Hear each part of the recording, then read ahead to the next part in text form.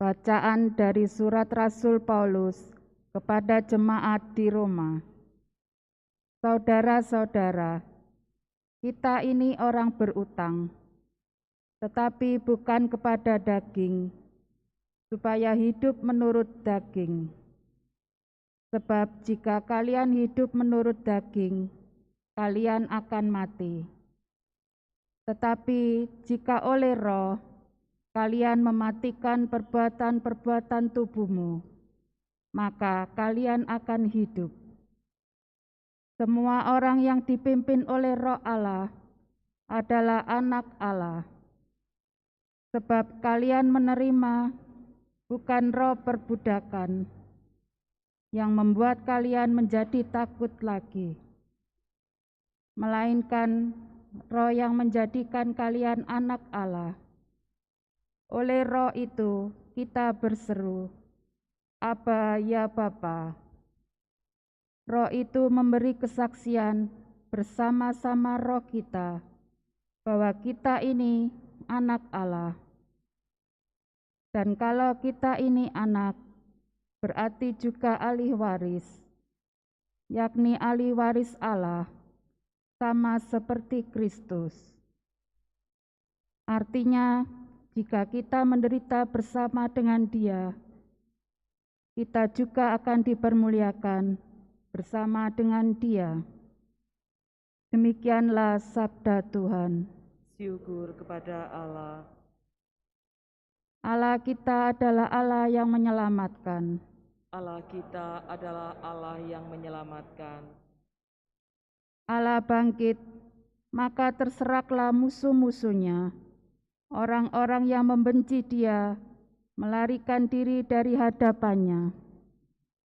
Tetapi orang-orang benar bersukacita, maka beria-ria di hadapan Allah, bergembira dan bersukacita. Allah kita adalah Allah yang menyelamatkan. Bapa bagi anak yatim dan pelindung bagi para janda. Itulah Allah di kediamannya yang kudus.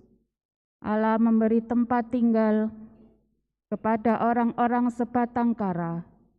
Ia mengeluarkan orang-orang tahanan sehingga mereka bahagia. Allah kita adalah Allah yang menyelamatkan. Terpujilah Tuhan, hari demi hari Ia menanggung beban kita.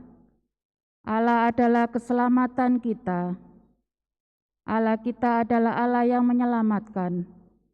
Allah Tuhanku memberi keluputan dari maut. Allah kita adalah Allah yang menyelamatkan.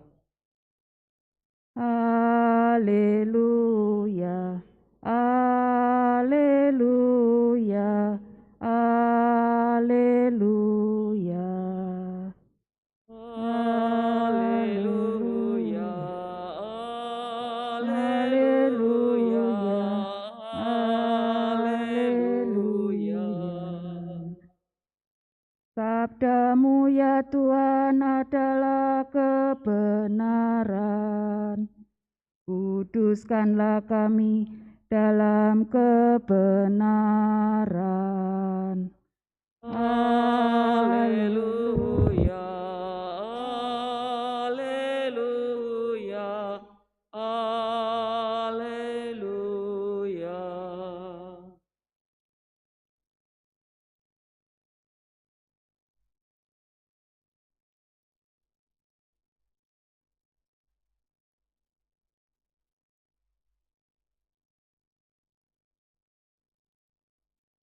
Tuhan bersamamu. Dan bersama rohmu. Inilah Injil suci menurut Lukas. Dimuliakanlah Tuhan.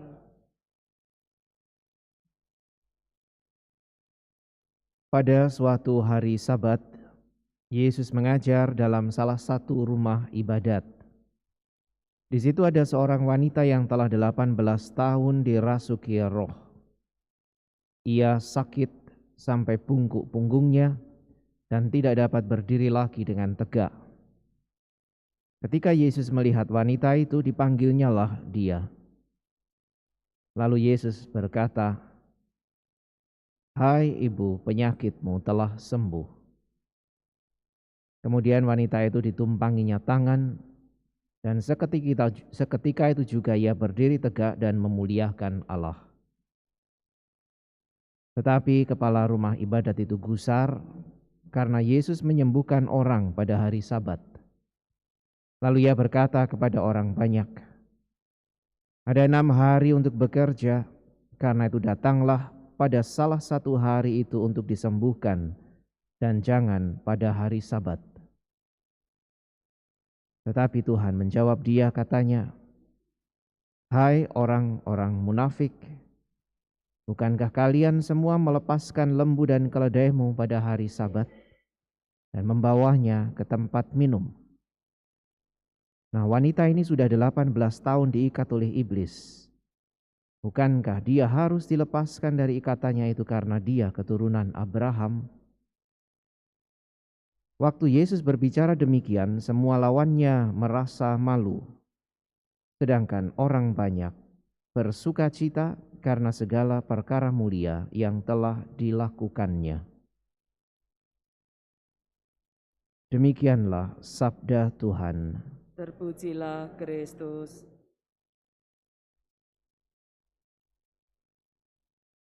Saudara sekalian yang terkasih, karya Allah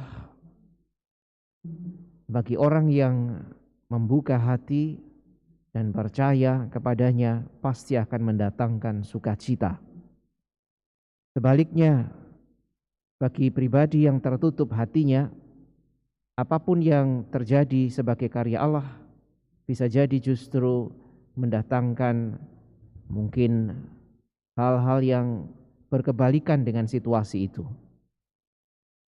Itulah yang tadi terjadi juga ketika Yesus menyembuhkan seorang wanita yang sudah 18 tahun dirasuki oleh roh jahat. Orang banyak yang melihat bersukacita karena perkara mulia yang dilakukannya.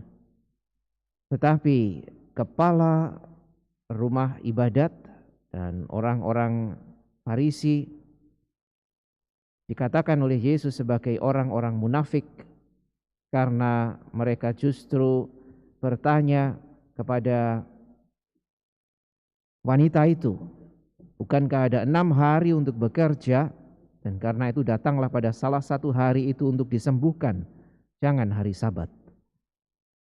Ini adalah gambaran bagaimana situasi hati akan menentukan tanggapan atas karya Allah yang terjadi di dalam kehidupan.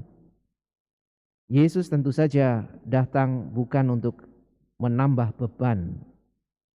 Ia datang pertama-tama untuk mewartakan kehadiran Allah. Dengan tindakannya, sekalipun di mata kepala rumah ibadat itu seolah melanggar hari Sabat, tetapi toh Yesus melakukan itu dengan membandingkan juga, "Bukankah kalian juga melepaskan hewan peliharaan kalian untuk mendapatkan minum pada hari Sabat? Bukankah manusia jauh lebih berharga sebagai anak Abraham, dan karena itu layak untuk mendapatkan pembebasan pula dari sekian lama beban yang sudah dideritanya?" Maka mari saudara sekalian yang terkasih, kita sungguh syukuri, sadari anugerah sebagai anak-anak Allah yang mendatangkan sukacita karena diberikan anugerah kemerdekaan sebagai anak-anaknya. Bukan hanya kemerdekaan sebagai anak-anaknya, tetapi juga kita, istilah Santo Paulus, menjadi ahli warisnya, menjadi pribadi-pribadi yang mendapatkan segala kebaikan yang memang Tuhan kehendaki untuk diberikan kepada kita. Dengan rasa syukur ini semoga lalu kita boleh menjadi anak-anaknya yang semakin merdeka di dalam iman, harapan, dan kasih, sehingga kita menjadi orang-orang Kristiani yang semakin juga menjadi tanda kehadiran Tuhan karena mendatangkan sukacita baik bagi diri kita sendiri maupun bagi orang lain.